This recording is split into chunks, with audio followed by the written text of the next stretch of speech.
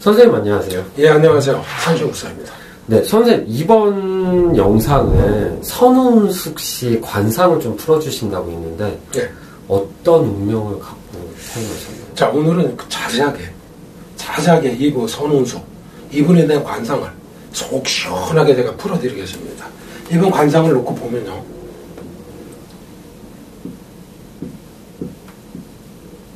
이렇게 놓으면 이분 관상을 놓고 보면 눈썹 자체가요 균형이 안 맞습니다. 사실은 오른쪽이 약간 기울어졌습니다. 왼쪽이 올라가고, 이 관상을 놓고 보면 이게 화장을 해서 그렇지 원래 놓고 보면 이 기울어짐이 있습니다. 그래서 이게 뭐예요? 자, 오른쪽이 기울어졌다는 건 뭐예요? 반대로 내가 서방복이 없는 거죠. 남편복이.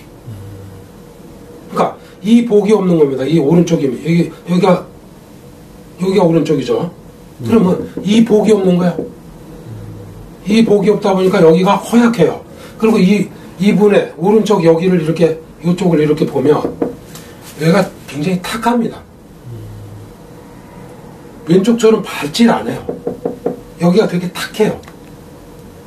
그러니까 어떻게 돼요? 이분이 이 복이 되게 짧아요. 그러니까 남편이 없는 게 차라리 나아요. 그리고 이분이 결혼하고 살다가 얼마 살다가 헤어졌을 거예요. 사실은 별거를 되게 빨리 했을 거예요. 왜냐면 이 자리가 없어요. 이 자리가. 그러니까 이분이 이렇게 살았는데, 자, 반대로 이분이 여기를 이분 전체적인 관상을 놓고 보면 37, 38 이때 관상을 놓고 보면 이 부분입니다. 이 부분을 보면 남편복이 없는 관상인데도 불구하고 37, 38때 이때 보면 기가 막힌 남자가, 정말 천하의 배필인 남자가 딱 있었습니다. 37, 8에 이 관상을 보면. 그런데 이때 나는 결혼해서 그냥 쭉 흘러갔죠. 흘러가니까 어떻게 돼요? 이게 소멸됐죠. 그래서 이분이 남편이 없는 겁니다. 다시 생기거나 돌아오지는 이제 다 끝났습니다. 그냥 이분은 연인만 있으면 됩니다.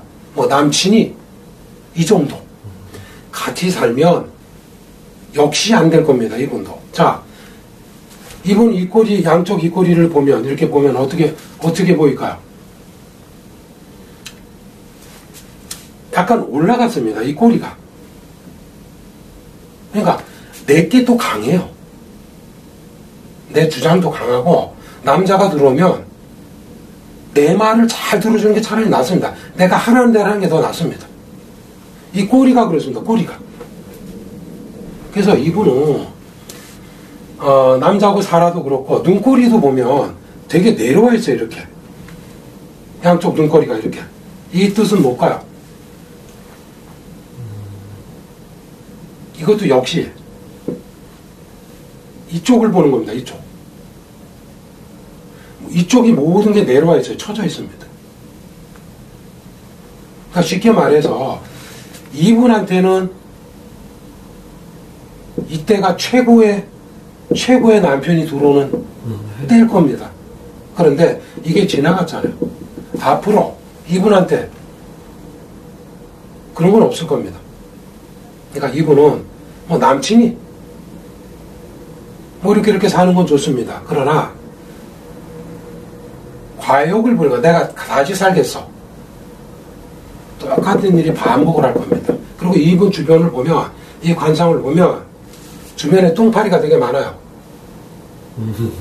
그러니까 똥파리들을 되게 조심 많이 해야 될 창입니다. 그래서 이분은 차라리 내가 남친이를 만나고 그런 가볍게 넘어가는 게 가장 도움을 줄 겁니다. 안 그러면 또 똥파리가 낍니다.